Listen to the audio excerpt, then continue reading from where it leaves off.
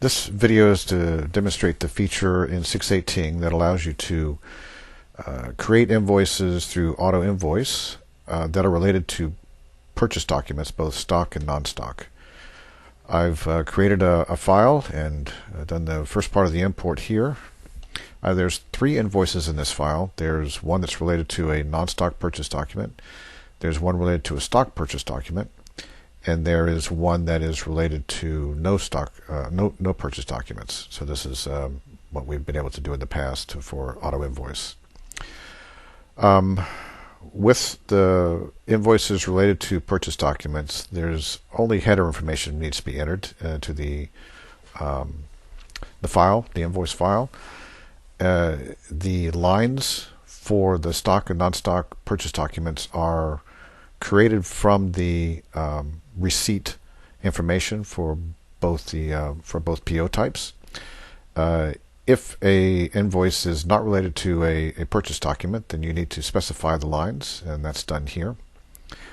If we look a little further over, we can see that we have PO type PO, and PO number 95 has a receipt 123. This is a non-stock receipt, and it will actually import a couple of lines into the invoice entry screen.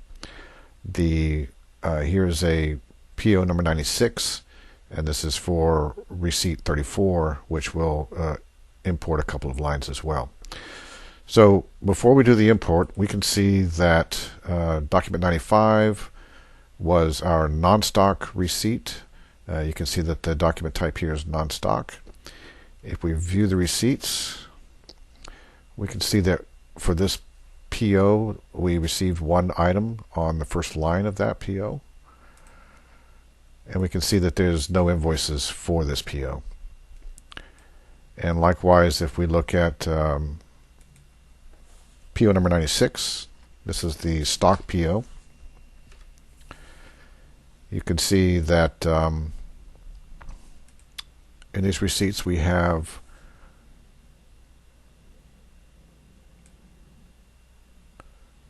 two items received for the first line and nothing on the second line. And you can see the amount there, the $90. These are $45 each. And if we look at the invoices, we can see there's no invoices for this PO. So let's go ahead and import this file and take a look at the invoices that are created.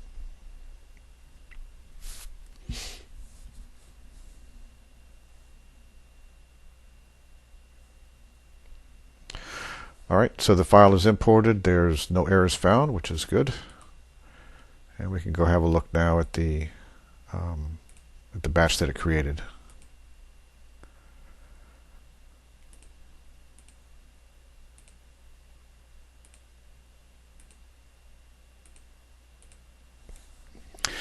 Alright, so first off, you can see that we did indeed have 3 invoices imported, and the control and actual amounts match at the batch level. Here's our 3 invoices. You can see the stock invoice, the non-stock, and the NR invoice. If we open up the stock invoice, we'll see that the PO document type is there, the document number and the receipt number are all there.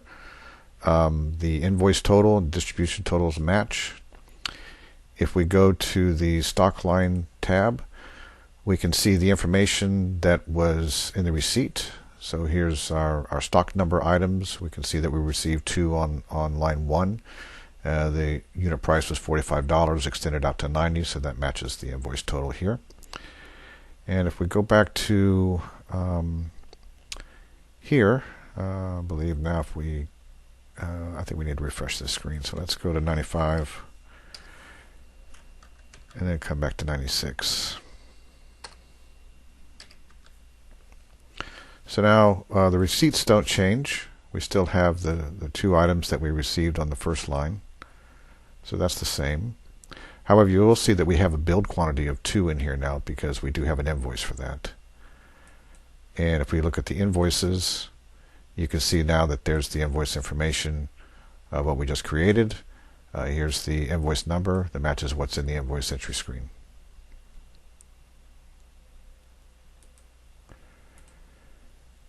If we go back to the detail screen and pull up the non-stock, again we've got PO 95 123 was the receipt number.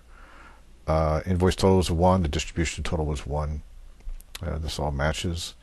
If we look at the non-stock line, you can see that we've got line 1. We had a quantity of 1 came in for a unit price of 1, and so we have the total of 1. That all matches. And if we were to go back into the inquiry screen and look at 95, and we know the receipts are the same, so let's have a look at the invoices. And here's the invoice. You can see the invoice number here is the correct invoice number. The unit price of 1, the invoice amount was 1, the quantity was 1, so that all matches. And I guess if we do go into the receipts, you will see that there has a billed quantity now for this that wasn't there before the invoice was created. And then if we go look at the